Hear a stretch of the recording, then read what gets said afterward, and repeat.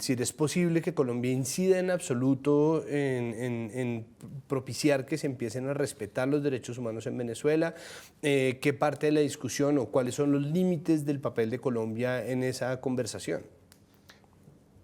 Sí, de alguna manera aquí la conversación tiene que ver sobre todo con qué va a pasar en términos de impunidad, por ejemplo, qué va a pasar en términos, recordemos que Maduro pues, está denunciado en la Corte Penal Internacional, esos son temas que salen un poco de la esfera del gobierno colombiano, pero desde luego que la medida que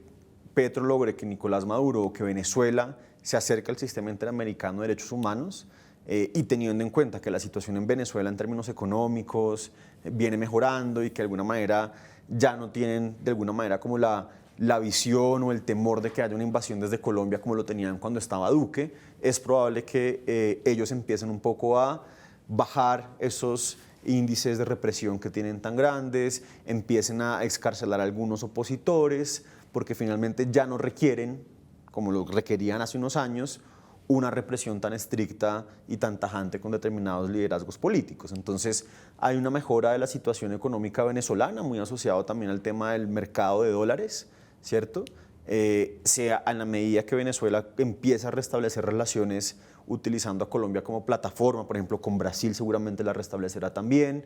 va a poder respirar un poco también en términos económicos y políticos y migratorios, y eso va a permitir que, por decirlo de alguna manera, empiece a domesticarse un poco la manera en cómo se comporta Venezuela con el tema de los derechos humanos.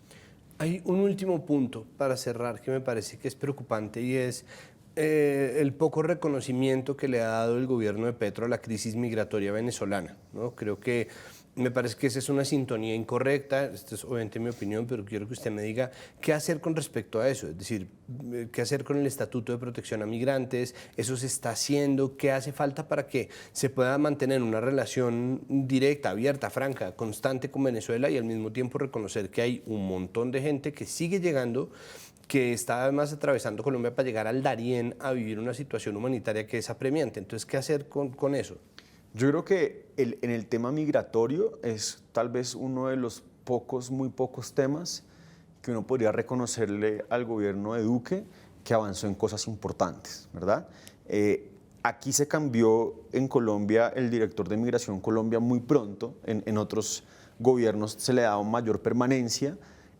está por verse, digamos, qué hace. Este gobierno eliminó la gerencia de fronteras, que era como una oficina que articulaba la oferta, y aunque se dejó de hablar de crisis migratoria, como usted bien lo dice, la migración irregular sigue activa. Entonces,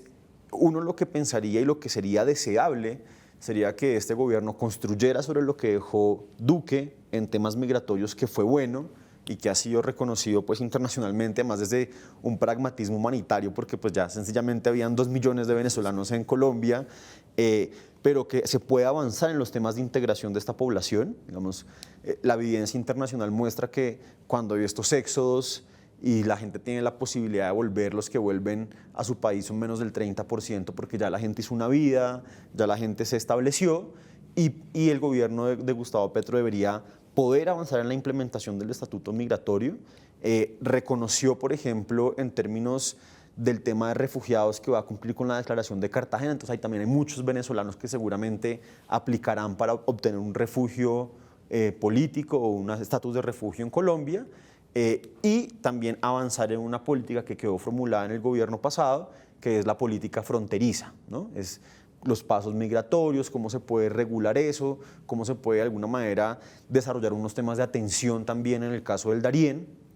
que si bien no está solamente relacionado con migración venezolana, pues sí, definitivamente esa migración genera unos cambios importantes en ese tráfico de migrantes que se presenta. ¿Y qué hacer con las trochas? Porque es que este pedido de Petro como de, no, ciérrenme las trochas, es un poco como, bueno, pero eso es muy difícil. Sí, yo creo que es verdaderamente de los anuncios que uno considera ingenuos. Las trochas estuvieron antes del cierre de frontera, han estado allí por muchos años. Hay que entender que cuando se decía que la frontera estaba cerrada, pues estaban cerradas los puentes fronterizos,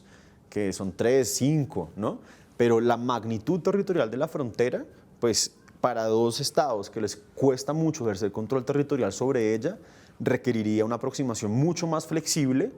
frente al tema de las trochas, que más allá de cerrarlas, porque van a seguir existiendo,